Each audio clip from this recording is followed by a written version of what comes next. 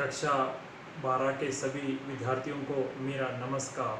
प्रिय विद्यार्थियों, जैसा कि हमने पिछले वीडियो में हमने पढ़ा था, भारत में जनसंख्या संरचना अध्याय 14 के बारे में अपन अध्ययन कर रहे हैं। तो आज का जो टॉपिक रहेगा वो भारत में आपको पता है कि जो राज्य वाइज जो जनसंख्या का जो प्रतिशत है उसके बारे में अपन पढ़ेंगे, या साक्षरता को जो प्रभावित करने वाले कारक है उसके बारे में पढ़ेंगे। तो अभी ये वीडियो मैं इसलिए बना रहा हूँ ताकि आप घर बैठे पढ़ सकें, समझ सकें। और अभी जैसे आपको पता ही है कि ऐसी परिस्थिति में अगर आपको घर बैठे पढ़ने का मौका मिल रहा है तो बहुत अच्छी बात है।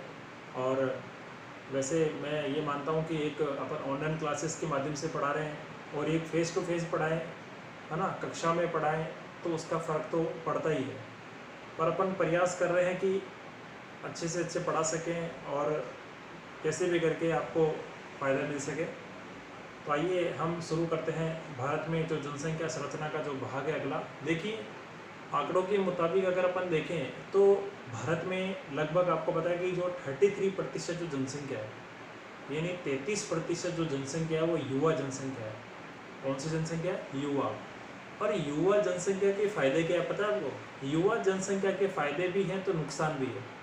युवा जनसंख्या आपको पता है कि क्रियाशील जनसंख्या कहलाती है। क्रियाशील यानी मैंने आपको बताया था कि आयु वर्ग के अनुसार अगर अपन किसी देश की जनसंख्या को अलग अलग भागों में बांटें तो जैसे 0 से 14 वर्ष तक के हैं, 15 से 59 साल तक के लोग हैं, या 60 साल से अधिक है, तो इसमें युवा वर्ग की जो जनसंख्या है ना, जिसको अपन प्रौढ़ भी कह सकते हैं, तो वो 15 से 59 साल तक के लोग इसमें शामिल होते हैं।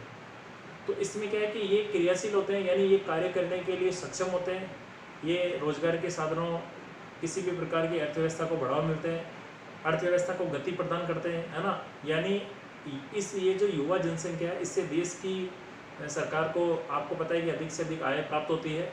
यानी आपको पता है कि मेरे कहने का मतलब ये है कि युवा जनसंख्या जो है वो किसी न किसी कार्य में संलग्न होती है, किसी न किसी रोजगार में संलग्न होती है, चाहे वो डॉक्टर के रूप में या अध्यापक है, वकील या चिकित्सक है ना, या मान लो किसी उद्योग में है, तो किसी न किसी कार्य में वो लगी होती है, यानी वो सक्षम है कार्य को करने के लिए।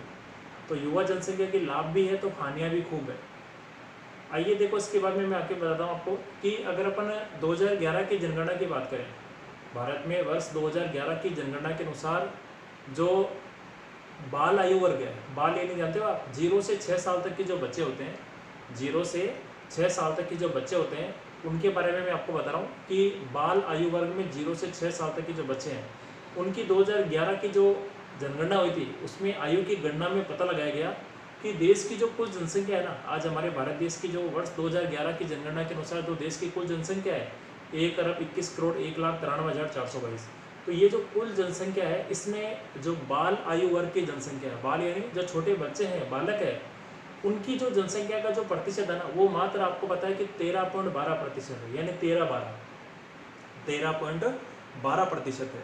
और ये जो बाल जनसंख्या है इसमें आपको पता है कि जो अपने भारत में जो जनसंख्या की दृष्टि से जो सबसे बड़ा राज्य है जिसका नाम उत्तर प्रदेश है, उत्तर प्रदेश में भारत में सबसे ज़्यादा आपको पता है कि बाल आयु वर्ग की जनसंख्या देखने को मिल सकती है। संख्या में देखा जाए तो ना, आंकड़ों के अनुसार संख्या में देखें तो पहला स्थान उत्तर प्रदेश का है। उत्तर प्रदेश में आपको पता है कि अधिकतम अगर अपन देखें तो 3 करोड़ जनसंख्या आपको पता है कि बाल आयु वर्ग की है, यानी 0 से 6 साल तक के बच्चे सबसे ज़्यादा कहाँ मिलेंगे आपको? सबसे ज़्यादा मिलेंगे उत्तर प्रदेश में। और उसके बाद में अगर अपन देखें ना तो जो दूसरा स्थान है, दूसरा स्थान आपको पता है बिहार का है। बिहार में भी आपको पता है कि जो बाल आयु वर्ग की जनसंख्या है वो हमें सर्वाधिक देखने को मिलती है। और दूसरी बात देखो, एक बात और बताना चाहता हूँ, देखो ये तो अपने अधिकतम में है, यानी यहाँ जनसंख्या की दृष्टि से पहला स्थान यूपी का और दूसरा स्थान आपको पता है बिहार का, यानी बाल आयु वर्ग में सबसे ज़्यादा जनसंख्या यहाँ निवास करती है ना। और प्रतिशत में अगर अपन देखें ना, प्रतिशत आंकड़े की बात अलग होती है, वो तो संख्या की दृष्टि से है। अगर अपन कुल जनसंख्या में अगर प्रतिशत की बात करें, प्रतिशत की बात करें तो प्रतिशत के आधार पर आपको पता है कि जो आज हमारे भारत में सबसे ज़्यादा, विश्व में सबसे ज़्यादा वर्षा कहाँ होती है? मोनसिनराम चेरापूंजी मेघालय में। तो जो मेघालय है ना वहाँ आपको पता है कि अधिकतम अगर अपन देखें तो 19% है, वैसे 18.75% है। ऐसे आपको पता है कि बिहार में 18% है। और अपने जो राजस्थान है ना, राजस्थान में आपको पता है कि 15.31% है। तो ये अपने को सारे आंकड़े नहीं पढ़ने, अपने को एक तो अपने राजस्थान का पढ़ना है, एक अधिकतम याद कर लो। अधिकतम आंकड़ों के अनुसार अपन ने पढ़ा कि यूपी में सबसे ज़्यादा है ना, और राजस्थान में आपको पता है प्रतिशत की दृष्टि से अगर अपन देखें तो प्रतिशत की दृष्टि से मेघालय 18.75 और राजस्थान में आपको पता है 15.31% है। तो ये अपने को ध्यान रखना है। और एक चीज़ और मैं आपको बताता हूँ, जैसे हमारे राजस्थान में 15.31 है, तो वैसे यूपी में भी आपको पता है 15% ही है। और जो सबसे कम है ना, मतलब कि भारत के ऐसे कौन कौन से राज्य है जहाँ आपको पता है बाल आयु वर्ग की जनसंख्या बहुत कम है। तो जैसे तमिलनाडु है, तमिलनाडु में आपको पता है कि 9.5% है तमिलनाडु में। तमिलनाडु के अलावा आपको पता है कि गोवा है, गोवा में भी आपको पता है कि लगभग आपको पता है 9.5% है ना। और ऐसे आपको पता है कि जो केरल है, केरल में अधिकतम 10% जो जनसंख्या है वो आपको पता है बाल आयु वर्ग की है। किसकी है वो? बाल आयु वर्ग की जनसंख्या है। तो ये न्यूनतम बाल आयु वर्ग की जनसंख्या वाले राज्य है, तो ये अपने को ध्यान रखना है। अब देखो मैं आपको पढ़ा रहा हूँ भारत में साक्षरता का प्रतिरूप। अब देखो ये साक्षरता का जो प्रतिरूप है ये किसे कहते हैं, ये आपको पता होना चाहिए। साक्षरता का प्रतिरूप यानी भारत के किस राज्य में साक्षरता अधिक है, कहाँ हमें साक्षरता कम देखने को मिलती है ना। तो इसके पीछे क्या कारण है कि वहाँ साक्षरता इतनी कम क्यों है, या आपको पता है कि ऐसे कौन से राज्य हैं, ऐसे कौन से केंद्र शासित प्रदेश है जहाँ साक्षरता अधिक पाई जाती है ना। तो इसके पीछे क्या कारण है, तो ये इसके बारे में अपन पढ़ेंगे भारत में साक्षरता का जो प्रतिरूप है। तो अगर अपन साक्षरता की बात करें सबसे पहले, तो पिछली वीडियो में मैंने आपको साक्षरता की परिभाषा बताई थी। जैसे आपको पता है कि हमारे भारत देश में 7 वर्ष का नागरिक हो, यानी 7 वर्ष का एक ऐसा व्यक्ति जो जिसकी आयु 7 वर्ष हो, जो पढ़ सकता है, लिख सकता है, समझ सकता है, समझा सकता है, वो व्यक्ति जो है वो साक्षर कहलाएगा। उसको अपन साक्षरता या साक्षर कह सकते हैं ना। तो ये अपने को ध्यान रखना है। अब देखो अगर साक्षरता के प्रतिरूप की बात आती है ना, तो साक्षरता से आपको पता है कि जो कोई भी देश ले लो आप, आज यूएनओ के अनुसार जो 193 देश है, किसी भी देश में देख लो आप कि साक्षरता के माध्यम से उस देश की जो आर्थिक स्थिति है ना, उसका पता चलता है। आर्थिक विकास का जो स्तर है उसका पता चलता है। अब कैसे आप सोच रहे होंगे, उसका स्तर पता चलता है कि जिस देश में शिक्षित लोग ज़्यादा होंगे, जहाँ साक्षरता का प्रतिशत अधिक होगा, वहाँ की जनसंख्या आपको पता है कि वहाँ के लोगों का जीवन स्तर भी उच्च होगा, है ना। यानी उनका रहन सहन, उनका खान पान, उनका पहनावा, है ना। और उनकी शिक्षा अच्छी होगी तो आपको पता है कि वो मतलब कि अच्छे से जीवन जी पाएंगे, है ना। बेहतर सुविधाएं प्राप्त कर पाएंगे, है ना। उनको अच्छी सुविधाएं प्राप्त हो पाएगी। जैसे मान लो उदाहरण के लिए एक देश में साक्षरता का प्रतिशत 100% है ना। जैसे जापान है, डेनमार्क है, नॉर्वे है, इन देशों में आपको पता है साक्षरता का प्रतिशत अधिक होने के कारण ये विकसित देशों की श्रेणी में आते हैं। तो जो साक्षरता है उसके माध्यम से देश की आर्थिक स्थिति व आर्थिक विकास का पता चलता है। चलो ये अपन देश की बात करते हैं, अपन अपने परिवार की बात कर लेते हैं। जैसे मान लो हमारे परिवार के अंदर सभी लोग गांव में रहते हैं और जो वो कृषि करते हैं, पशुपालन का कार्य करते हैं, या मान लो मजदूरी का कार्य करते हैं, मछली पालन वगैरह है, या गाँव में आपको पता है शिकार का कार्य करते हैं। तो ऐसी श्रेणी में हमारे को ये देखने को मिलता है कि वहाँ लोग अशिक्षित है, अनपढ़ है, निरक्षर है। तो ऐसे में आपको पता है परिवार का आर्थिक विकास नहीं हो पाता है ना। यानी वो अच्छे से सभी प्रकार की सुविधाएं प्राप्त नहीं कर पाते हैं, है ना। शिक्षा के अभाव में अंधविश्वास में डूबे हुए रहते हैं, है ना। तो रूढ़िवादिता है, ये सब आपको पता है ग्रामीण क्षेत्रों में अधिकांशतः हमारे को देखने को मिलते हैं। तो देखो इसके बाद में क्या है, इसके बाद में मैं आपको बताना चाहता हूँ कि जो शिक्षा है ना, जैसे जैसे शिक्षा का स्तर बढ़ता जाता है, साक्षरता के बढ़ने के कारण यह व्यक्ति जब शिक्षित हो जाता है, जब वो गाँव को छोड़ के नगर की ओर जाता है, तो नगरीकरण को बढ़ावा मिलता है। और नगर के ओर जाने के पश्चात उसके मन में बस एक ही बात रहती है कि मुझे कैसे भी करके गांव को छोड़ के नगर में रहना है ना। पहले मैं मजदूर था, अब मुझे किसी न किसी उद्योग में या फैक्ट्री में या किसी कंपनी में काम करके मेरे परिवार के जीवन स्तर को सुधारना है, अधिक से अधिक मुझे आय प्राप्त करनी है। तो साक्षरता के माध्यम से आपको पता है कि नगरीकरण का भी प्रसार बढ़ा है। आज आप देख लो कि हमारे भारत देश से देख लो या हमारे राजस्थान से देख लो, कई लोग आपको पता है मतलब कि शिक्षा ग्रहण करने के लिए विदेशों में जा रहे हैं। शिक्षा ग्रहण करने के लिए लोग विदेशों में जा रहे हैं, यानी गांव को छोड़ के नगरों की ओर जा रहे हैं। क्यों जा रहे हैं, उसके पीछे एक ही कारण है, अपने परिवार की जो आर्थिक स्थिति उसको सुधारने के लिए, आर्थिक विकास के स्तर को सुधारने के लिए लोग अपने गाँव को या अपने शहरों को छोड़ करके दूसरे देशों में या दूसरे राज्यों में, नगरों में, महानगरों में जा रहे हैं।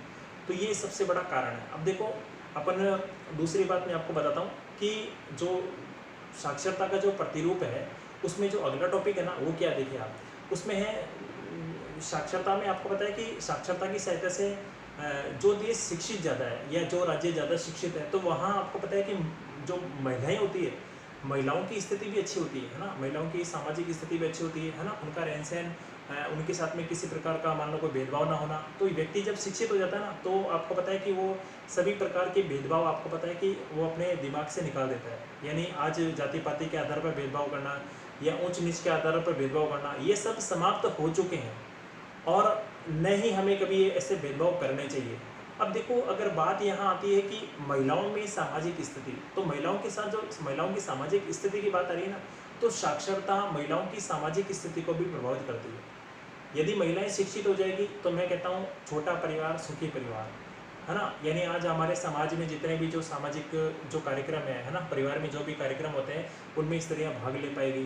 तो जब स्त्रियाँ शिक्षित नहीं होगी तो देश का या अपने परिवार का विकास कैसे होगा, है ना। तो ये अपने को ध्यान रखना है। और उसी प्रकार मैं आपको बताता हूँ कि साक्षरता के जो प्रतिरूप है ना, उसमें कुछ सरकारी नीतियाँ भी आती है। अब सरकारी नीतियों की बात आती है ना, तो सरकारी नीतियों के बारे में मैं आपको बताता हूँ कि जिन देशों की सरकार या जिन राज्यों की सरकार शिक्षा को बढ़ावा देने के लिए कई प्रकार की योजनाएं बनाती है। जैसे आपको पता है कि हमारे राजस्थान में देख लो या भारत के अलग अलग क्षेत्रों में देख लो, जैसे प्रौढ़ शिक्षा है ना।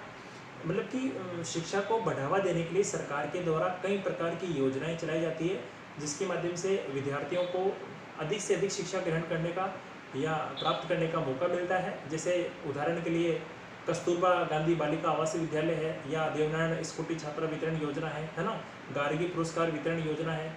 कई प्रकार की योजनाएं हैं जिससे आपको पता है शिक्षा के विकास को बढ़ावा दिया जा रहा है। तो जिन राज्यों में या जिन देशों में ऐसी योजनाएं चलाई जा रही है, वहाँ साक्षरता का जो प्रतिरूप है यानी साक्षरता का प्रतिशत बढ़ता जा रहा है। और जहाँ आपको पता है कि शिक्षा के लिए किसी भी प्रकार की कोई योजना नहीं बनाई जा रही है, वहाँ आपको पता है कि शिक्षा का स्तर घटता जा रहा है। तो ये जायज़ सी बात है कि सरकार अगर मान लो उस राज्य की जनता के प्रति, है ना, या उस राज्य के प्रति अगर किसी भी प्रकार की शिक्षा से संबंधित, साक्षरता से संबंधित लोगों को शिक्षित करने के लिए अगर कोई योजना नहीं चलाती है, तो आपको पता है वहाँ शिक्षा का अभाव हो जाएगा, शिक्षा का प्रतिशत कम हो जाएगा, है ना। तो ये देखो उसके बाद में अगला टॉपिक है साक्षरता को प्रभावित करने वाले कारक। साक्षरता को जो प्रभावित करने वाले कारक यानी जो शिक्षा है, जो साक्षरता है, उसको कौन कौन से कारक प्रभावित करते हैं। ऐसे कौन कौन से कारक है जो साक्षरता को प्रभावित करते हैं। देखिए, एक तो सबसे पहली बात आ रही है अर्थव्यवस्था।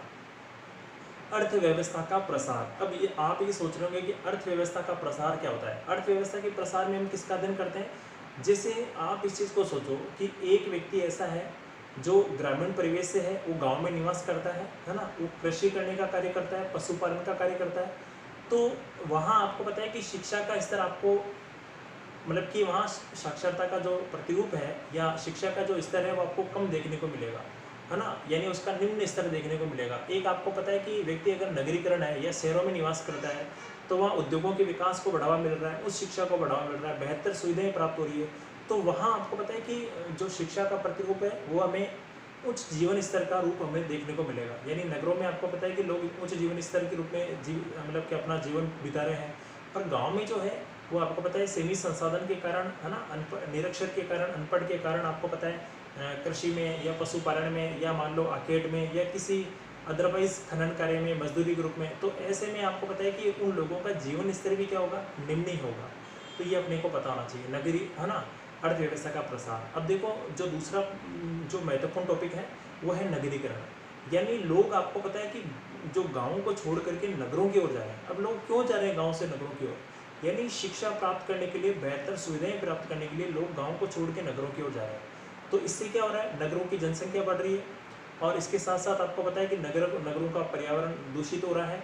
तो मेरे यहाँ कहने का मतलब ये कि साक्षरता को प्रभावित करने वाले कारकों में नगरीकरण का स्तर भी महत्वपूर्ण है। यानी नगरों में सभी प्रकार की उच्च शिक्षा प्राप्त हो सकती है। अब गांव में आपको पता है स्कूल है ना, पर कॉलेज नहीं है ना। अगर मान लो कहीं इक्की दुक्की स्थानों पर अगर कॉलेज भी है तो वहाँ उच्च शिक्षा प्राप्त नहीं हो पा रही है ना।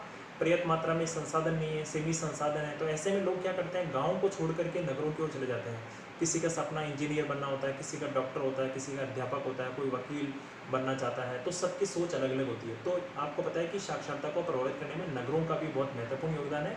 और व्यक्ति जब नगर की ओर प्रवास करता है ना, तो आपको पता है कि वो गाँव से नगर की ओर प्रवास करते समय नगरों में जाकर के वो अच्छे जीवन का विकास करने के लिए आपको पता है कि वो नगरों की ओर प्रवास करता है। तो ये हमें पता होना चाहिए। अब देखो उसके बाद में मैं आपको बताता हूँ जो अपने जो शिक्षा के साथ साथ आपको पता है कि ये जो अपन टॉपिक पढ़ रहे हैं साक्षरता को प्रभावित करने वाले कारकों में, इसमें देखो जो मुख्य रूप से अगर अपन देखें ना तो जातीय संरचना, यानी आपको पता है कि जाति जो संरचना है, आज कई समाज ऐसे हैं, कई जातियाँ ऐसी है जो आपको पता है कि महिलाओं को घर से बाहर नहीं जाने देती है ना वो। और दूसरी बात आपको पता है कि वो परिवार में पुत्र को प्राथमिकता देती है, तो जिसके कारण भी महिलाएं आपको पता है कि शिक्षा ग्रहण नहीं कर पाती है, वो घर की चार दीवारी में सीमित रह जाती है ना। उन्हें शिक्षा का आपको पता है कि मौका ही नहीं मिल पाता है, पढ़ने का मौका ही नहीं मिल पाता है ना। स्कूल जाना तो दूर, उनको घर से बाहर भी नहीं जाने दिया जाता है। तो इसकी वजह से आपको पता है कि कहीं ना कहीं महिला साक्षरता कम है ना। तो या कई ऐसी भी कारण है, कई जातियाँ ऐसी हैं आपको पता है जो गरीबी अवस्था में जी रही है ना। तो उनके पास में इतना पैसा ही नहीं है कि वो अपने बच्चों को अच्छी स्कूल में पढ़ा सके, है ना। और कई लोग आपको पता है कि सरकार के द्वारा भी कई योजनाएं चलाई जा रही है, परंतु कई लोग ऐसे हैं जो अपने बच्चों को सरकारी स्कूलों में भी भेजना पसंद नहीं करते हैं। वो ये चाहते हैं कि हमारा घर के कामकाज में हमारा हाथ बटाए, है ना। तो इसके बारे में अपने को पता होना चाहिए। अब देखो अगला है जीवन स्तर। जीवन स्तर की बात करें तो ग्रामीण इलाके में चले जाइए चाहे नगरीय इलाकों में चले जाइए, तो साक्षरता यानी शिक्षा प्राप्त करने के बाद व्यक्ति का जीवन स्तर अच्छा हो जाता है। यानी आपको पता है कि शिक्षा के माध्यम से व्यक्ति की बुद्धि का विकास होता है ना। यानी आपको पता है कि उसके जीवन स्तर में सुधार हो जाता है। जैसे मैं आपको उदाहरण देता हूँ, जीवन स्तर की बात आ रही है तो एक व्यक्ति जब शिक्षित हो जाता है तो शिक्षित होने के पश्चात आपको पता है कि जब उसकी नौकरी लग जाती है, नौकरी लगने के पश्चात आपको पता है कि वो सरकारी कर्मचारी बन जाता है, या मान लो कोई किसी कंपनी में काम कर रहा है, आज उसके लाखों में उसकी तनख्वाह बन चुकी है। तो ऐसी परिस्थिति में उसका जीवन स्तर में सुधार हो जाएगा। आज वो मान लो उसने गाड़ी ले लिया, है ना, बंगला खरीद लिया, है ना, बहुत किसी चीज़ें उसने खरीद ली है बेहतर सुविधा प्राप्त करने के लिए। तो शिक्षा प्राप्त करने के बाद व्यक्ति के जीवन स्तर में काफ़ी सुधार होता है। तो ये हमें पता होना चाहिए। दूसरी और मैं आपको बताता हूँ कि जो शिक्षा है ना, शिक्षा को ग्रहण करने के पश्चात जो समाज में जो आज महिलाएं हैं उनकी स्थिति में भी आपको पता है कि काफ़ी हद तक सुधार हुआ है। समाज में शिक्षा ग्रहण करने के पश्चात भी महिलाओं में आपको पता है कि काफ़ी सुधार हुआ है।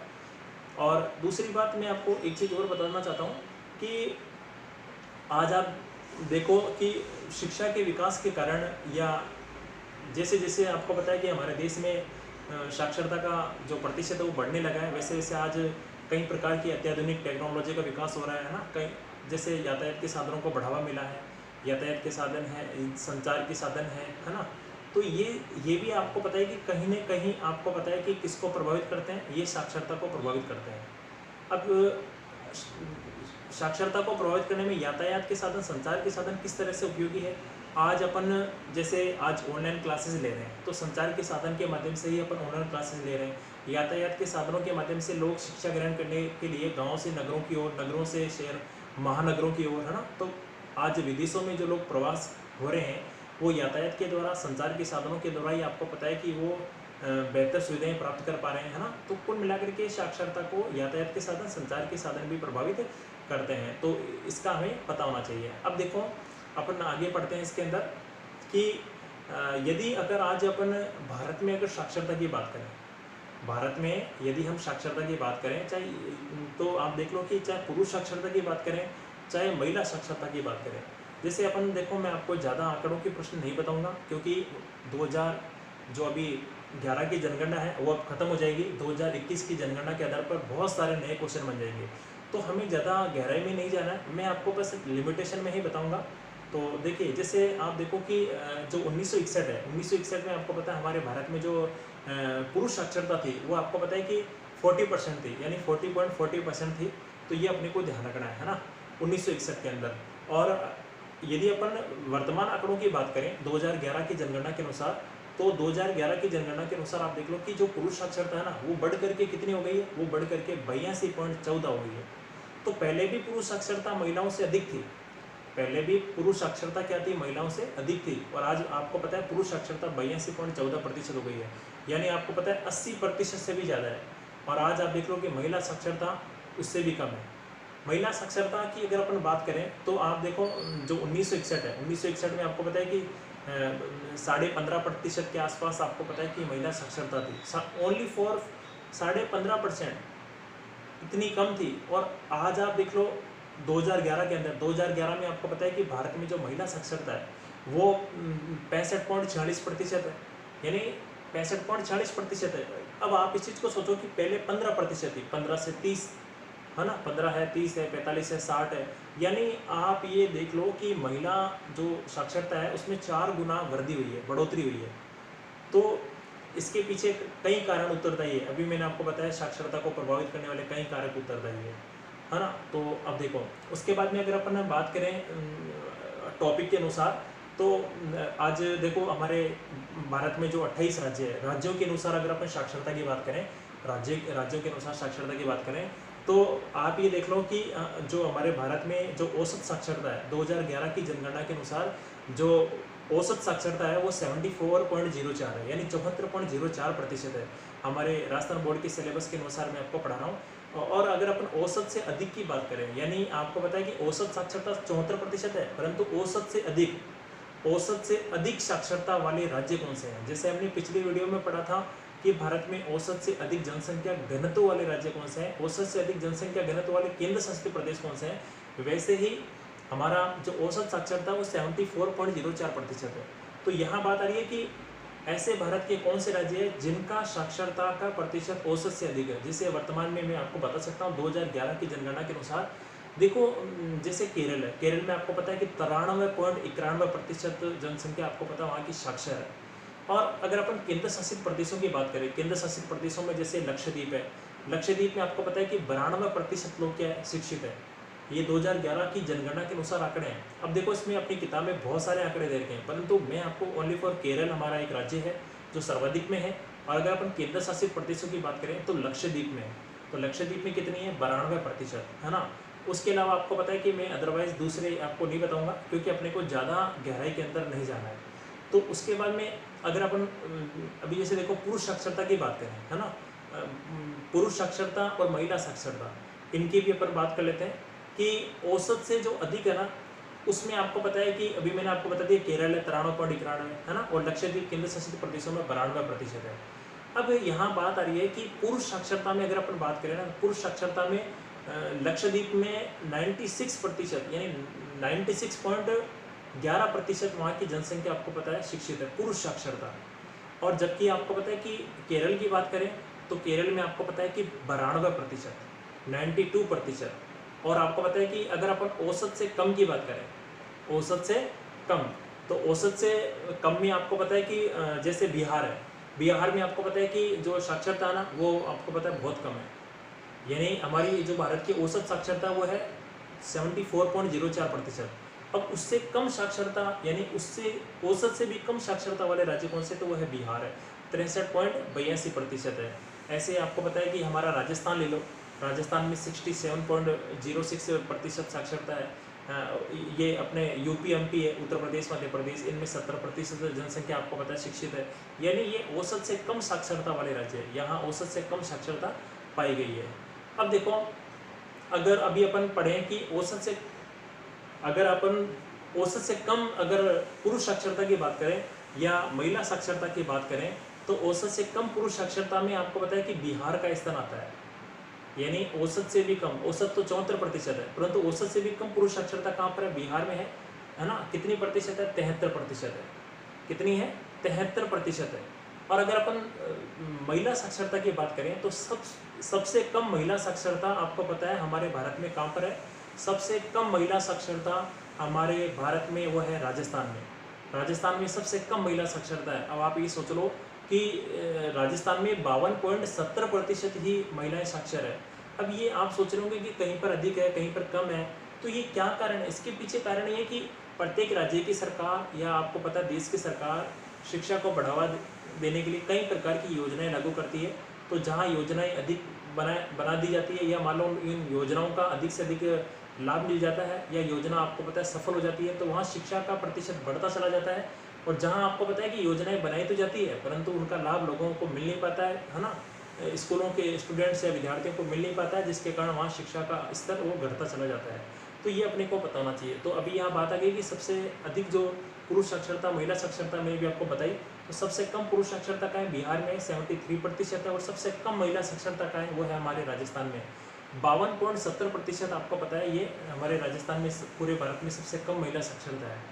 अब अगर अपन लिंगानुपात की बात करें, है ना, तो मैंने आपको लिंगानुपात की परिभाषा बताई थी कि स्त्रियों की जनसंख्या बटावा पुरुषों की जनसंख्या इंटू 1000। यानी भारत में आपको पता है कि लिंगानुपात का सूत्र क्या है, ये इसी प्रकार का सूत्र है कि स्त्रियों की जनसंख्या बटा पुरुषों की जनसंख्या इंटू 1000। जबकि विश्व में क्या है, पुरुषों की जनसंख्या बटा स्त्रियों की जनसंख्या इंटू 1000। लिंगानुपात की परिभाषा अपन ऐसे भी पढ़ सकते हैं कि प्रति 1000 पुरुषों के पीछे महिलाओं की संख्या को लिंगानुपात कहते हैं।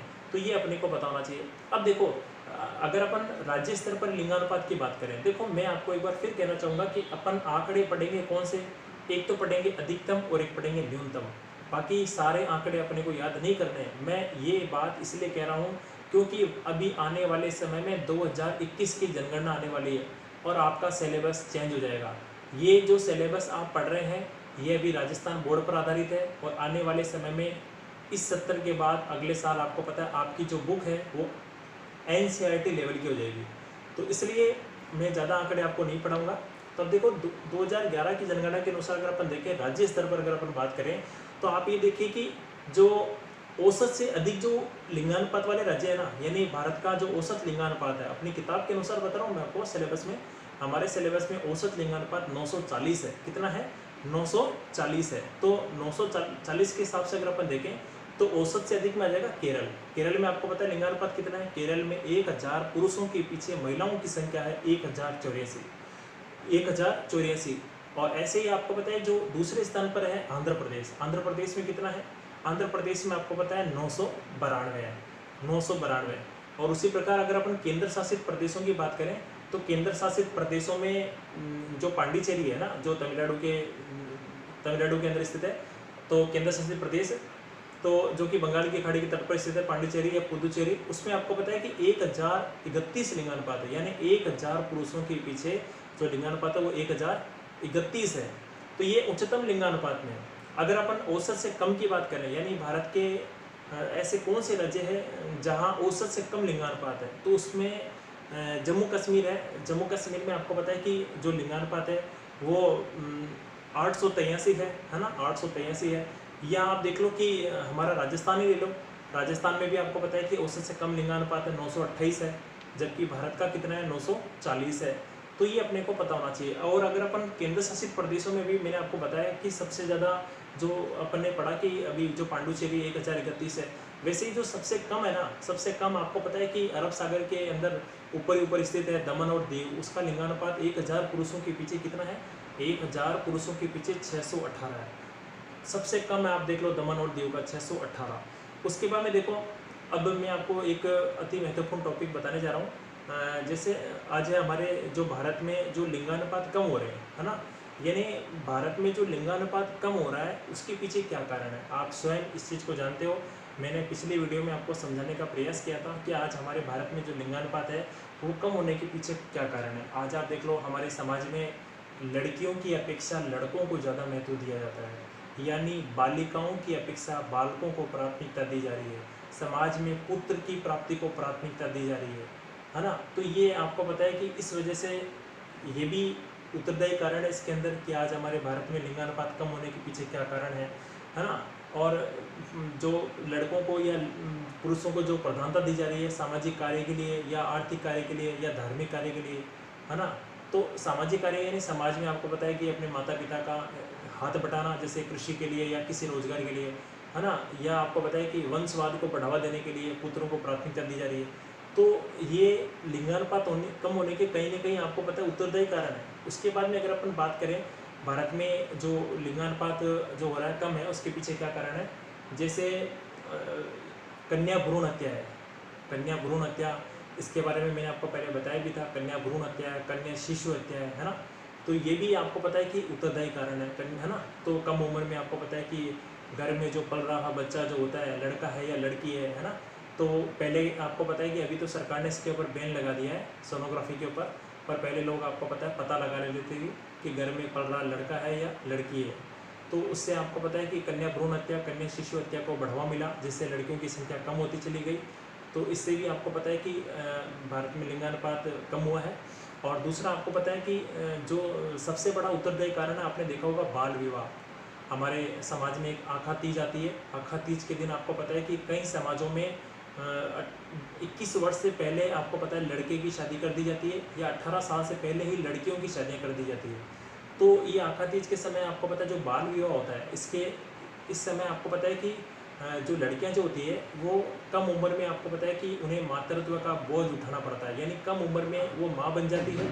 और कम उम्र में माँ बनने के कारण आपको पता है कि या तो उचित चिकित्सा व स्वास्थ्य संबंधी सुविधाएं उसको नहीं मिल पाती है, जिसके कारण आपको पता है कि प्रसव के दौरान माँ या बच्चा दोनों की ही मृत्यु हो जाती है। माँ की भी मृत्यु हो जाती है और बच्चे की भी मृत्यु हो जाती है।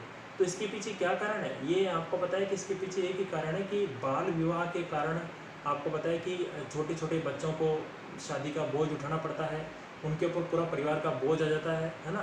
तो इसी वजह से आपको पता है कि जो महिलाएं हैं, जो लड़कियां हैं, उनके ऊपर मातृत्व का बोझ बढ़ता चला जाता है। और आपको पता है कि उनकी संख्या में काफ़ी कमी आ गई है।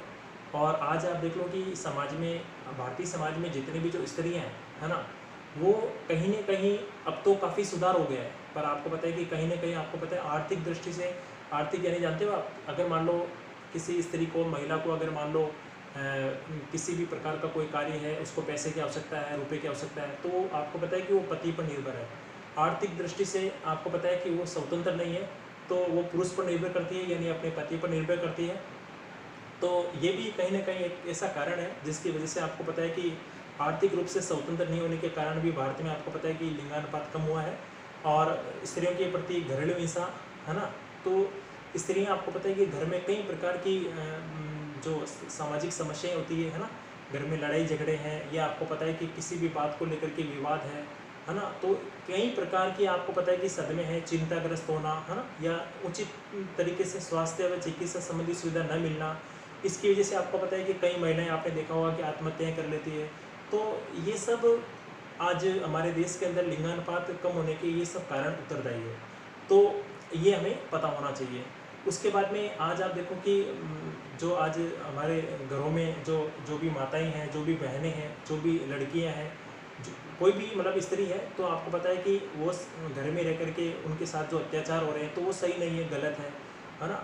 तो चाहे वो सामाजिक दृष्टि से हो, चाहे मानसिक दृष्टि से हो, चाहे वो शारीरिक दृष्टि से हो, तो ये जो अत्याचार किए जा रहे हैं महिलाओं के प्रति, है ना, जिसके कारण आपको पता है कि महिलाएं काफ़ी चिंताग्रस्त हो जाती है ना, और उनका स्वास्थ्य बिगड़ जाता है, और आपको पता है कि कम उम्र में उनकी मृत्यु हो जाती है, या आपको पता है कि चिंता के कारण वो स्वयं आत्महत्या कर लेती है। तो ये भारत में ये सब कारण उत्तरदायी है लिंगानुपात के लिए, तो ये हमें पता होना चाहिए। तो आज के जो टॉपिक में हमने आज ये जो पढ़ा है, ये अपन इतना ही पढ़ेंगे, क्योंकि आगे की वीडियो में हम अगला जो टॉपिक पढ़ेंगे वो बड़ा टॉपिक है। और तब तक के लिए सभी विद्यार्थियों को मेरा नमस्कार, धन्यवाद। और हाँ, एक चीज़ और मैं आपसे कहना चाहता हूँ विद्यार्थियों, कि आप मेरे, देखो सबसे पहले कहना चाहिए था, आप मेरे चैनल को लाइक करें, सब्सक्राइब करें। आपको लाइक करने में, सब्सक्राइब करने में कोई शर्म थोड़ी ना आती है। प्लीज़ लाइक करने में या सब्सक्राइब करने में आपका कोई पैसा नहीं लगने वाला है, तो आप मेरा हौसला बढ़ाइए। तब तक के लिए सभी विद्यार्थियों को मेरा नमस्कार। जय हिंद, जय भारत।